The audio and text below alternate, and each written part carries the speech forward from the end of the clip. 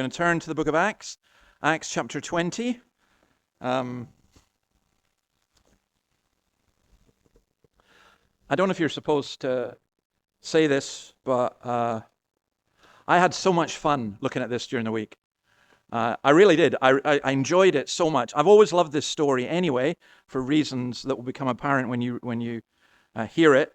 It's one, for me, it's one of the great passages in the Bible.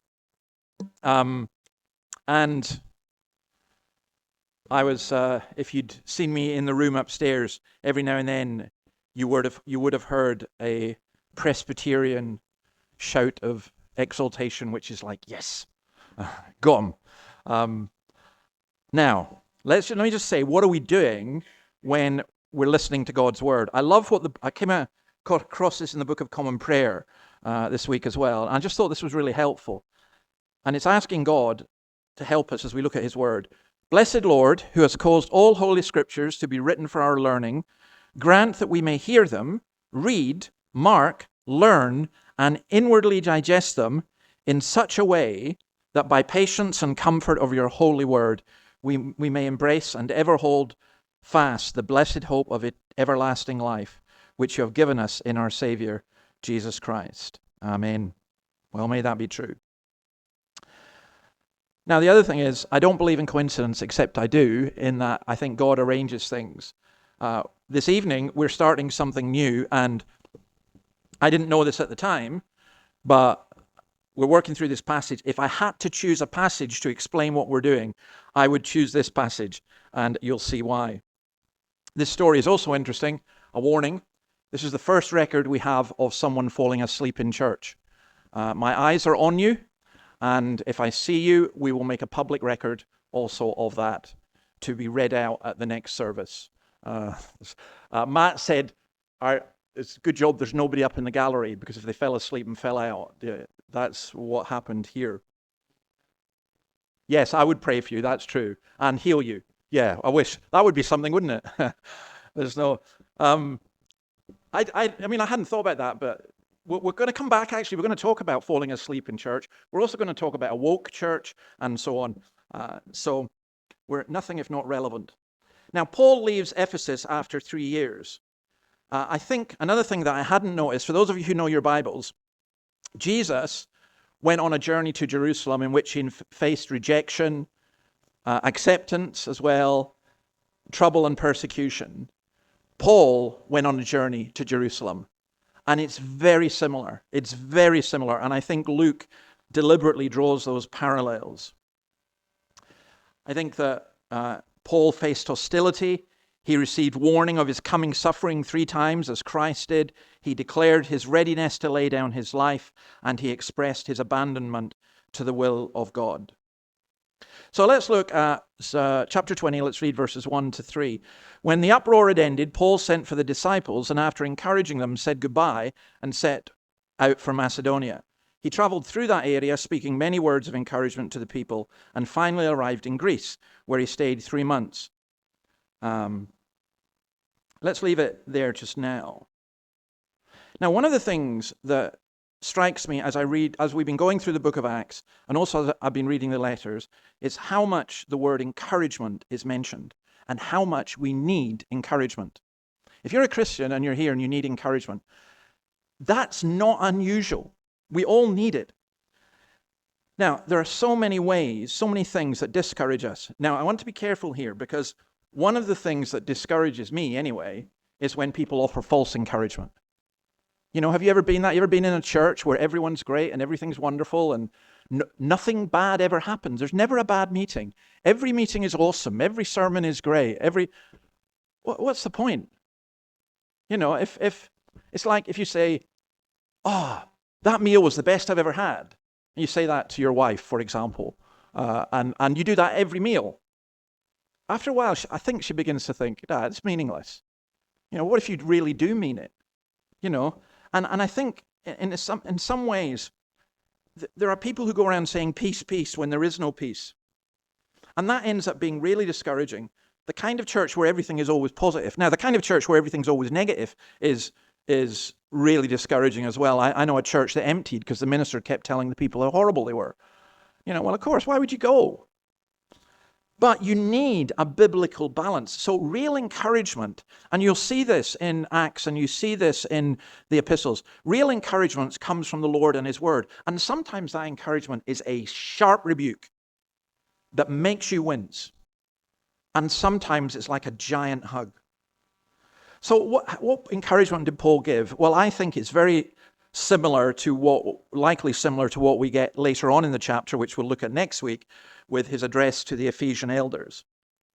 But Paul, he went to Philippi, Thessalonica, Berea, and the word, by the way, for encouragement, parakletos, is a word that means to exhort, to appeal, to comfort, to console. And it's always with the word. It's always the word of God. So I would say if you want to be encouraged, you come and hear the word, even if you think the word is going to be a difficult one. Now, I sometimes hear people say, so I'm hoping when we finish Acts to start looking at Judges. And I know that one or two of you are going, oh no, I've read Judges. I'm staying away from that one because it will be so discouraging. But actually it's not. I used to think like that. And I read Tim Keller's Bible studies on Judges, and I found it really encouraging. I find the book of Revelation really encouraging.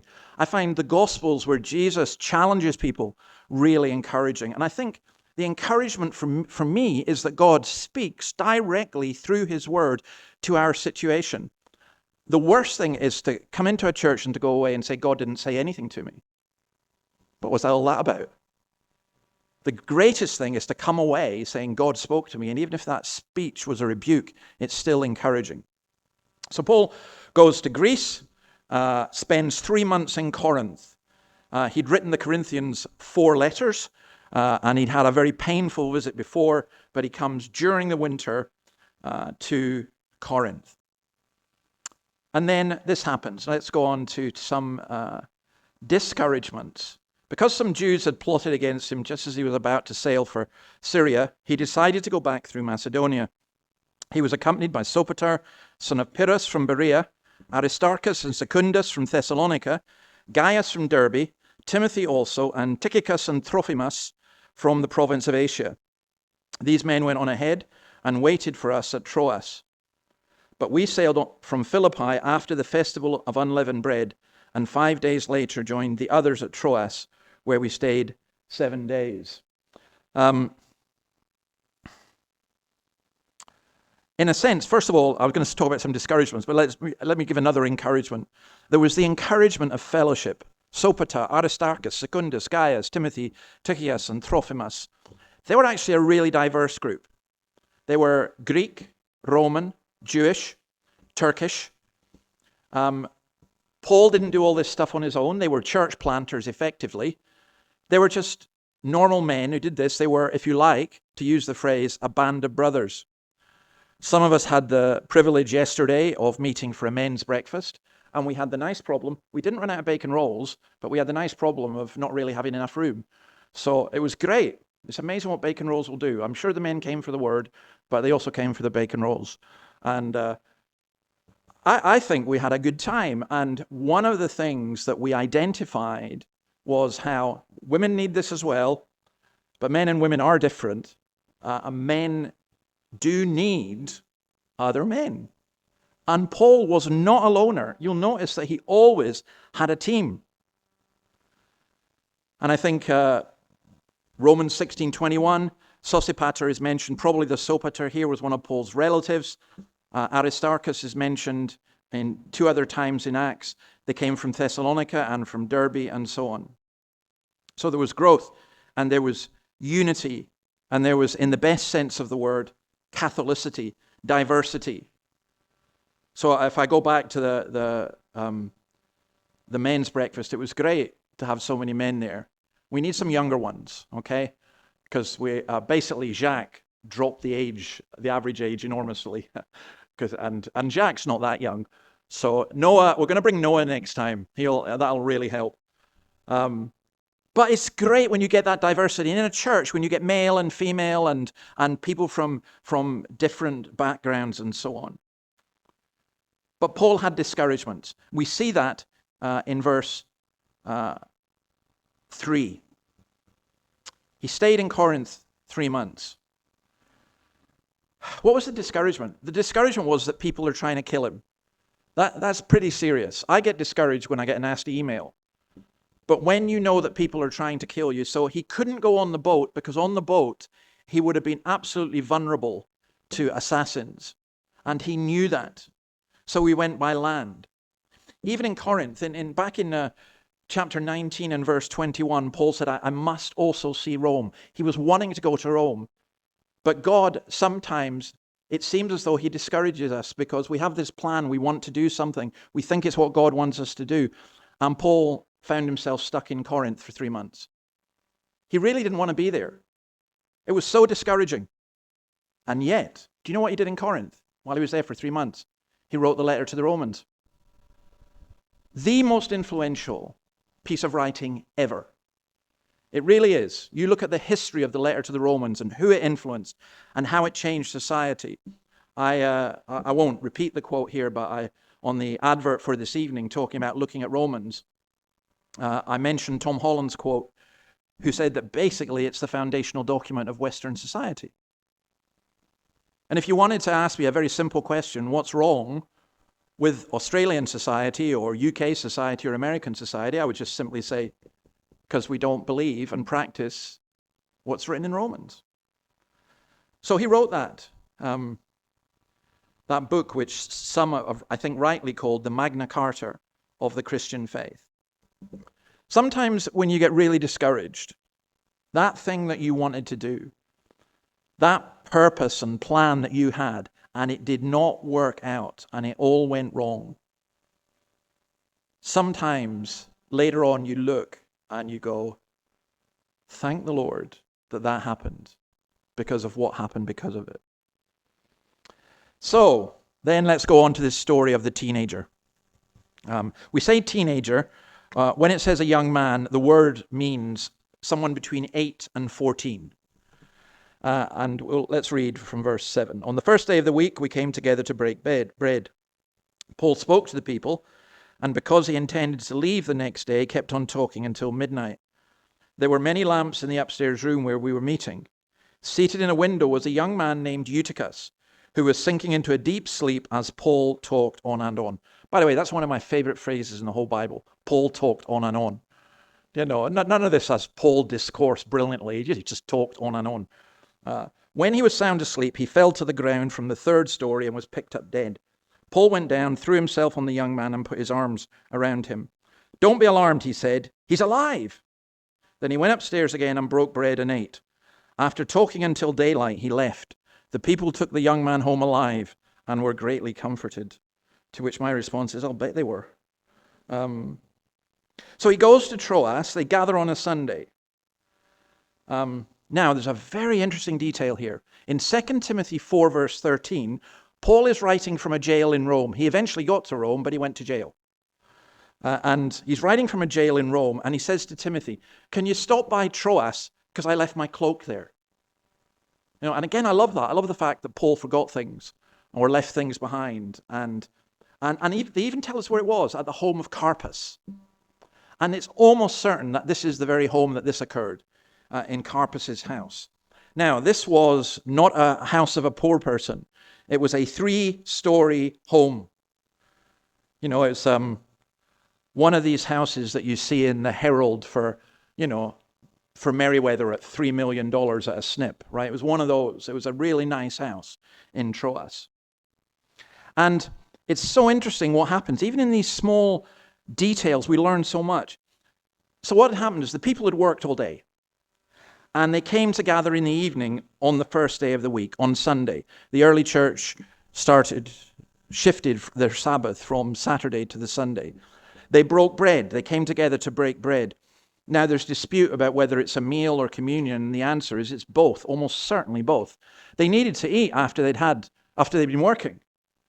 And also, when the early Christians met together to eat and had a service at the same time, they would have communion. And by the way, that's a real ambition for me. I want to have a meal where afterwards we have communion, because I do think that's what they did in the New Testament. Luke was there. He was an eyewitness of this. The meeting almost certainly began at sunset, After work, people operated according to the sun clock, if you like. The meeting was held in a private house on the third floor, and Paul preached. Now, this was almost certainly his only visit to this church, and it was a new church, and it was a long service. When we come in at the story of Eutychus, he'd been speaking till midnight. So that's 4 or 5 hours he'd been speaking. Any of you dare complain about a length of a sermon, because I go beyond 30 minutes, I'm going to point you to this passage. This is 4 to 5 hours, and he was only just beginning. That was his first point, because he goes on till dawn, as you can see. Now, I think this was exceptional, of course, because he wasn't going to come back, and after all, it was Paul. But you know, I was thinking about this. Annabelle was at a Greek Orthodox funeral this week, and I was waiting for her to come back. Well, I should have known. They're not short funerals. They're not in and out. I think there's something happened in the Western church. I remember going to a black majority church in London, and I preached for over 45 minutes. And when I stopped, they said, no, don't stop. We didn't bring you down here just to speak for 45 minutes. Carry on.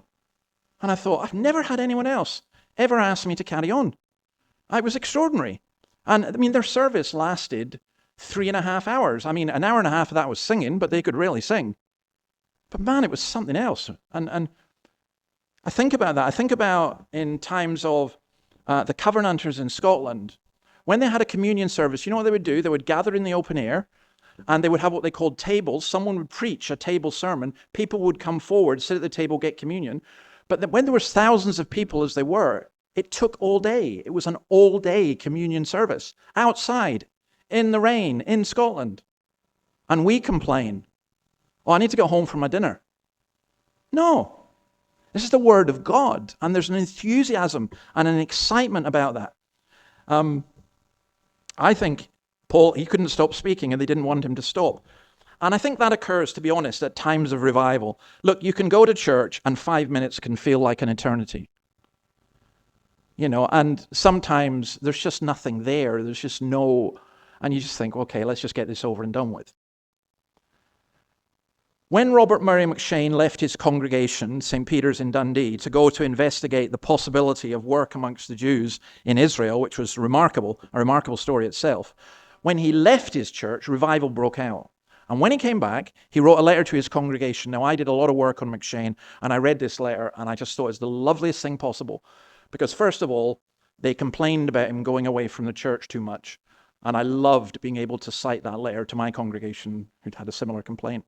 And then the second thing was, he wrote this: "Before I left for Israel, I wearied you with my preaching. Now you weary me." And what that meant was this. He would preach, and the people would say, no. He would go back into his vestry, and 100 people would come after him because they were so hungry to hear the Word of God. Well, I think there's a famine of hearing the Word of God in Newcastle, and I long for that to be the case. So this young man, Eutychus, gradually fell into a sleep. There were the torches, the lack of oxygen, the sleepy atmosphere. The word that's used is the word from which we get hypnosis. So basically, he was hypnotized.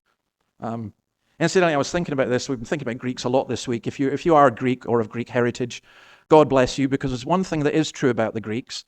In My Big Fat Greek Wedding, sorry, I shouldn't mention that. It's a terrible film. But in My Big Fat Greek Wedding, the father always goes on about the Greeks invented this, and every word, that's from Greek. Well, actually, he wasn't far wrong. So many of the words that we use are from Greek, and hypnosis is a Greek word. Well, this boy the idea is he fell into a deep sleep. As I mentioned before, I've got this kind of watch now that tells you what kind of sleep you've had. Have you had core sleep or REM sleep or deep sleep? And here, if he'd had his watch on, his Apple Watch would have told him as he fell out the window that he'd had a few minutes, he was awake for a while, a few minutes of REM, a few minutes of core, and then when he went into a deep sleep, and he went into the deepest sleep of all, he died, and he fell to the ground. I can't describe how much I love that story, because I remember as a boy 13 years old, being in Inverness in the Highlands of Scotland in the YMCA, which was high up. It was 4 stories up. And I was sitting in the window, and it was really hot and stuffy. And I fell asleep. I fell out the window, but thankfully I fell inwards. It wasn't open. Otherwise, it would have been interesting. He interrupted the sermon. Then what happens? They all run down. Paul goes down, and the story clearly here is like that of Elijah. Like Elijah, the prophet of Zarephath, he placed himself on the young man. Don't be alarmed, he said. He put his arms around him. He's alive. He was resurrected. I mean, can you imagine the impact on the family, by the way? Can you imagine that happens? The absolute horror of your son dying, then being brought back to life. And then, this is the bit that really gets me. Paul says, right, let's go back upstairs. Let's have our meal. They went upstairs, they broke bread. You know, I've preached to you for about 4 hours. We've had a dramatic incident. Let's just take a break, have a meal, have communion, and then I've got a few more points to add for another 4 or 5 hours. I mean, it's extraordinary.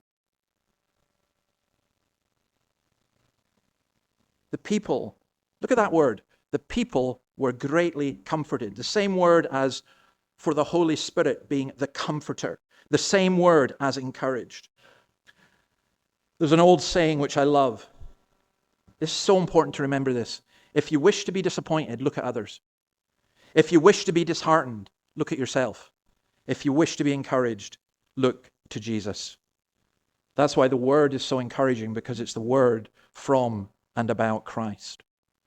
Now, I want to take some lessons from this. And I want to, first of all, ask, I guess my question of the week, how did the early church worship? And I can't get away from this. I think there's a simplicity in this. When I look at the grandiose things in churches sometimes, I think, how does this fit with the New Testament? I mean, it's nice to have big cathedrals and so on, and nice buildings. This is a nice building. But I'll tell you this, there was no organ, there was no guitars, there was no clergy in fancy clothes, no stained glass windows, almost no ritual that you could recognize. Now, as the church developed over the years, I'm not going to go into the rights and wrongs of what is right and wrong about all these things, but what I am going to say is that there is a fundamental and basic simplicity about New Testament worship, and sometimes we need to cut back. Sometimes we need to remember that. The early church worshipped on the Lord's Day.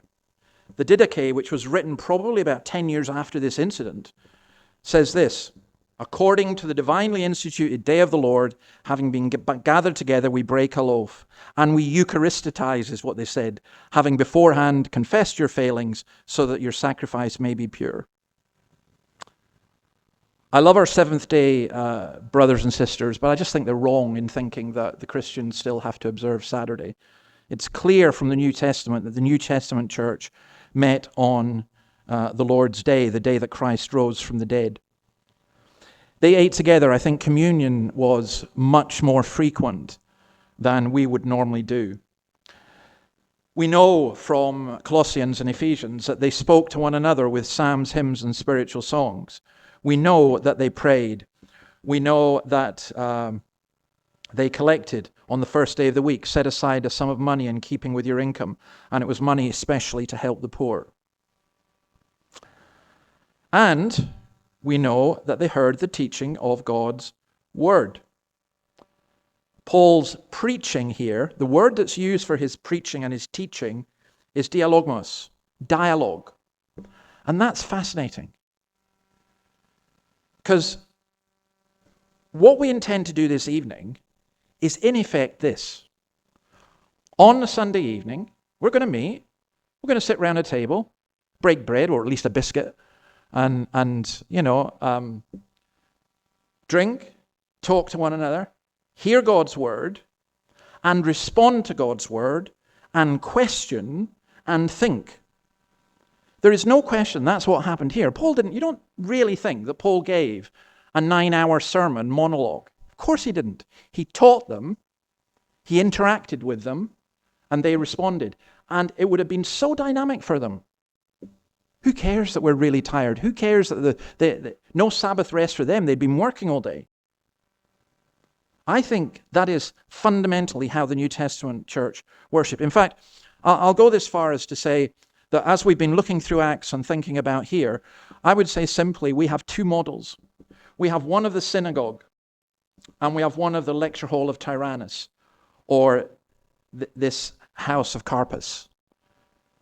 In the synagogue, it was a more formal worship, recognized for centuries. But in the house, or in the lecture hall, it wasn't. But it was still worship because the focus was on the Word of God. You know, the architecture in a church is really important.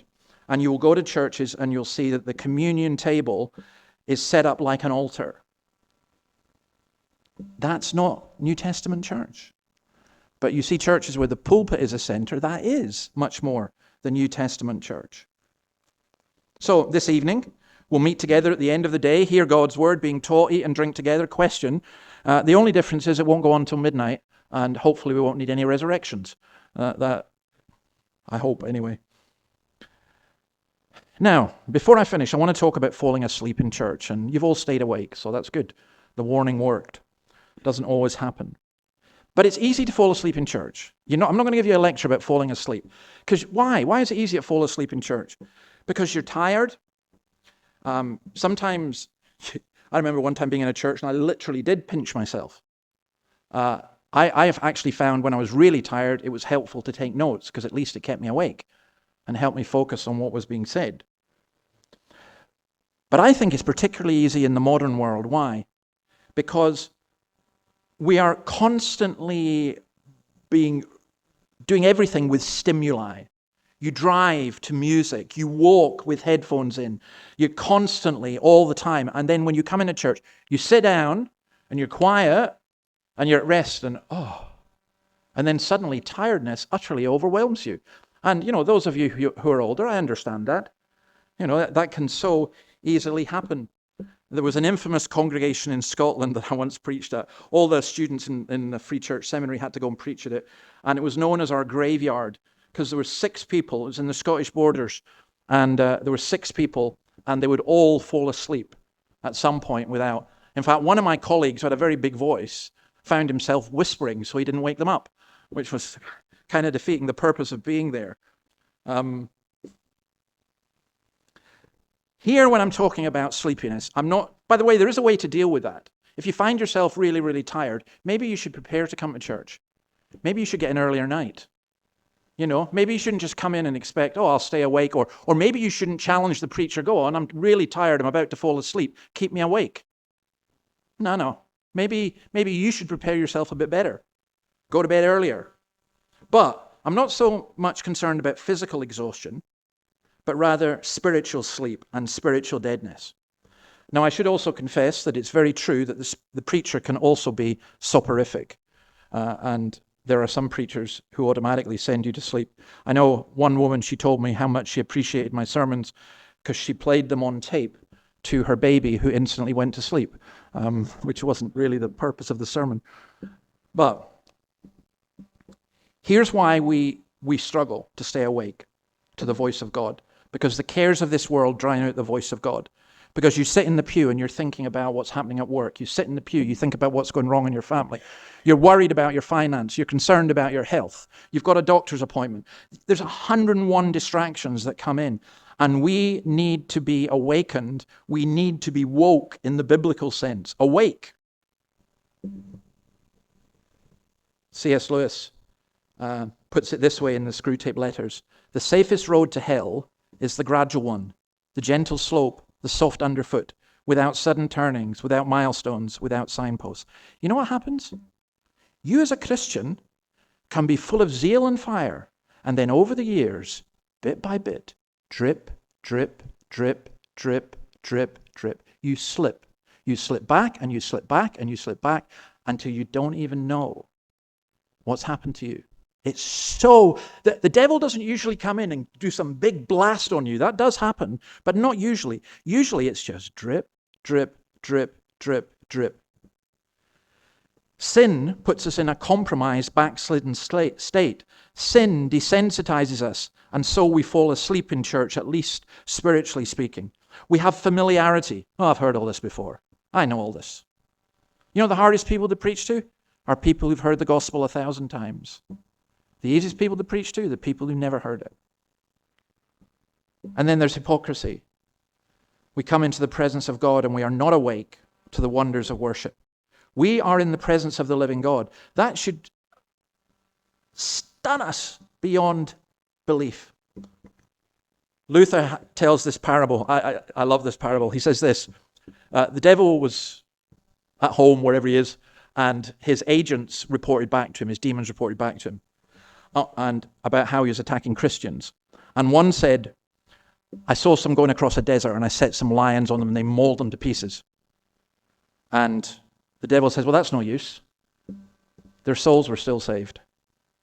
Another says, well, I saw some pilgrims in a ship and I sent wind and they all drowned. And the devil says, that's no use. I think Luther said this was a dream he had. And then another came and said, for 10 years I've been trying to get them to sleep and finally I've got them to sleep. And the devil said, that'll do. That's fine.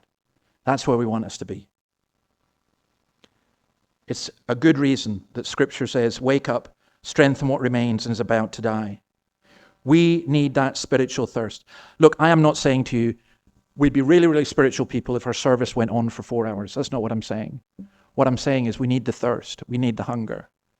We need to be at a stage where we go away from church and go, oh, I want more. I want more. It's like a really good meal. You want more. When you're asleep, you're not hungry. At least, I think most normal people, maybe you have dreams about food, but you're not hungry. It's about being woken up. I wrote a book my first book I ever wrote was a book called Awakening, the life and ministry of Robert Murray McCheyne, who was a very famous minister, and as I said, there'd been a revival in his church, the church of which I was minister at that, not at his time, but later on. And I called the book Awakening because my son, who was just a kid at the time, gave me the title. Kids are great at giving titles, but just because he thought it sounded like a horror movie. And so that's how. But Awakening describes perfectly McCheyne's life. And I wrote this, and I think this applies to us. Please listen to this. There are those of us who are not yet Christians and need to be awakened to their great need and the great solution that Jesus has brought. Most people are like lemmings walking towards the edge of the cliff. They don't see their danger. And if you are not a Christian, you do not realize the enormous danger. And by the way, you don't know where the edge of the cliff is. You just don't know. It could be tonight. Oh, but I was going to is way too late when you fall off the edge. And that's why the most urgent need for any of you who are not Christians is to seek and find Christ. But there are also those of us who are believers, but there's a sense in which we've fallen into a spiritual slumber. And we need to be woken up to our own needs, and we need to be woken up to those of a desperately needy world. We don't weep over Jerusalem. We don't weep over Newcastle. We weep over the most trivial things. And I would say collectively, the church in the West needs to wake up. We need a great awakening, as the American revival under Whitefield and Edwards was known as. The great lesson of a pastor like McCheyne and his life is not how wonderful he was, but how wonderful God is, what God did, how God awakened McCheyne, how he awakened St. Peter's, how he awakened his city and much of Scotland. And we've seen that happen in Australia before. There have been great awakenings in Melbourne and in Adelaide and in Sydney and in Queensland. God did it before, and he can do it again. And that basically is my prayer for this place. Ephesians 5:14, awake, O sleeper, and arise from the dead, and Christ will shine on you. Let's pray. Lord, we bless you. Awake, O sleeper, and rise from the dead, and Christ will shine on you. Waken us up, Lord. Gently, loudly, doesn't matter. Waken us up. Waken us up to see your glory. Waken us up to see our need. Waken us up to see the need of those around us. Revive us, O Lord. Restore us, and we will be restored. And your church will be renewed. In your name, amen.